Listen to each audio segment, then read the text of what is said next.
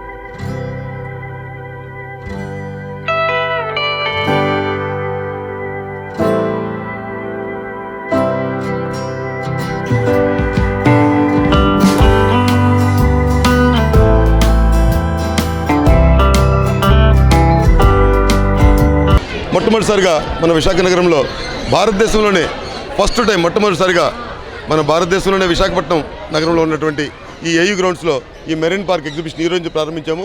ఇది ఇక్కడ ఈ మెరైన్ పార్క్ అంటే మనకు ముందుగా గుర్తొచ్చేది సముద్రంలో లభించేటువంటి జలాల్లో లభించేటువంటి ఏదైతే డీప్ సీలో ఉన్న చేపలన్నింటి కూడా ఈ ప్రదర్శనలో పెట్టడం జరిగింది.